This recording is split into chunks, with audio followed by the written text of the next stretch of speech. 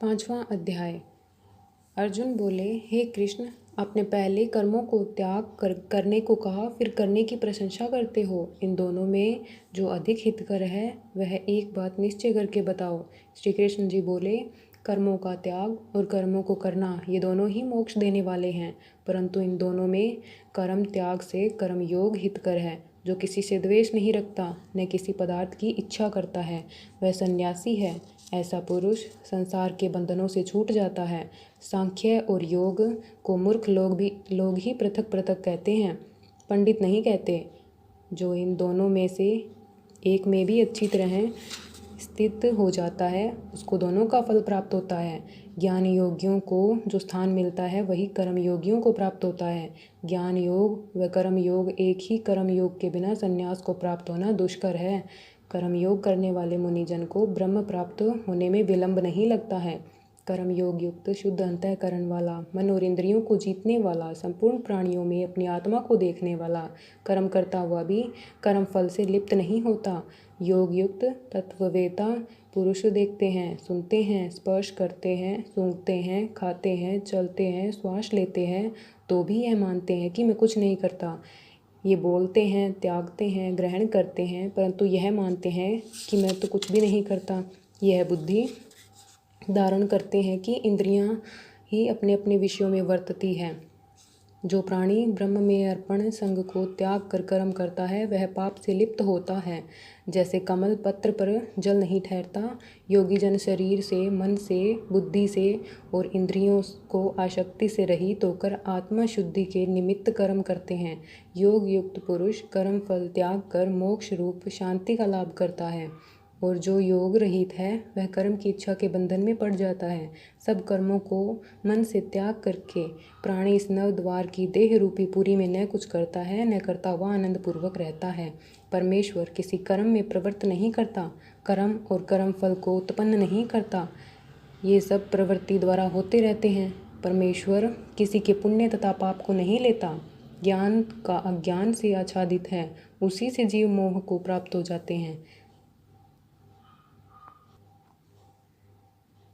परंतु आत्मज्ञान के द्वारा जिनका अज्ञान नष्ट हो गया है, उनका आत्मज्ञान परमेश्वर के रूप को ऐसा भाषित करता है जिस प्रकार सूर्य संपूर्ण संसार को प्रकाशित कर देता है।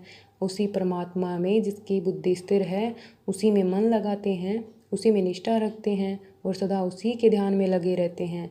दान द्वारा जिनके सब पाप नष्ट हो गए हैं, वे सब संसार में जन्मते नहीं। विद्या और विनय से संपन्न ब्राह्मण में, गाय में, कुत्ता में और चांडाल में पंडित जन की दृष्टि समान रहती है। जिसके मन में इन सब तरह की समानता उत्पन्न हो गई है, उसको इस लोक में जन्म मरण रूपी संसार को जीत लिया है। क्योंकि ब्रह्म निर्दोष और सर्वत्र समान है, इसीलिए वे ब्रह्म को प्राप्त हो जाते हैं। जो प्रिय पदार्थ को पाकर प्रसन्न और अप्रिय को पाकर खिन्न नहीं होते, ऐसे स्थिर बुद्धि वाले मोह रहित ब्रह्मवेता को ब्रह्म स्थिर जानो।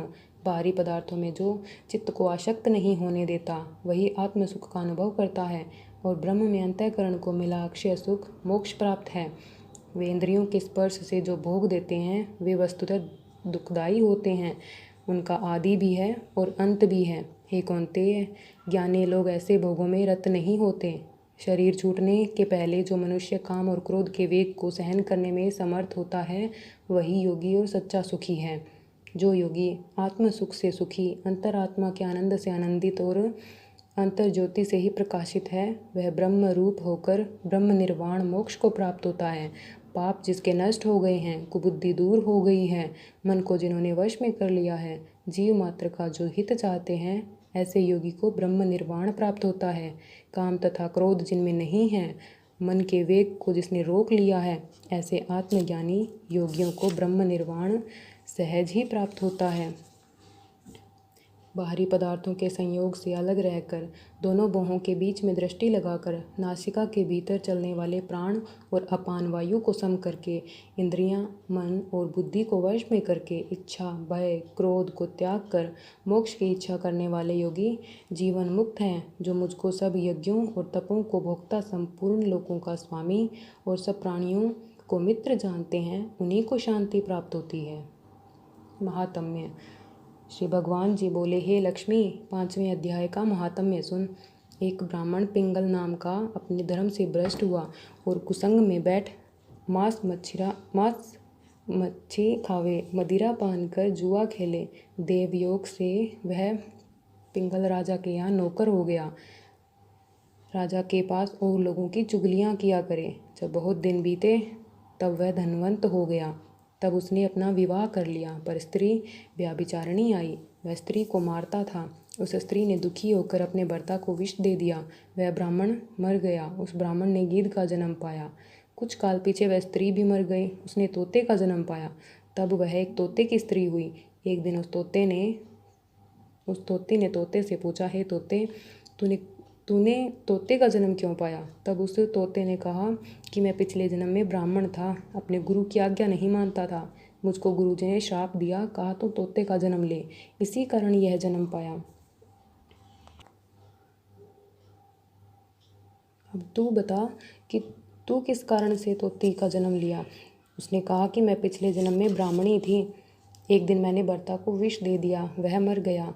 तोते ने कहा कि तू बुरी है जिसने अपने भर्ता को विष दे दिया। एक दिन वो तोती वन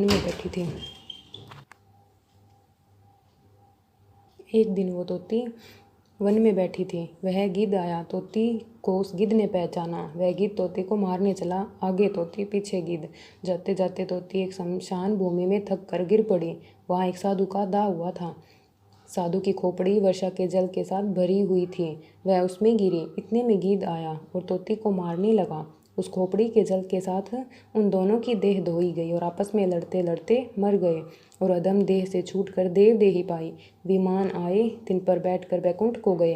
वह खोपड़ी एक साधु जी की थी जो गीता के 5वें अध्याय का पाठ करता था। वह परम पवित्र था। उनके जल से दोनों पवित्र हो गए। जो प्राणी श्री गंगा जी का स्नान करके श्री गीता जी का पाठ करते हैं, वह वैकुंठ को जाते हैं। जय श्री कृष्ण।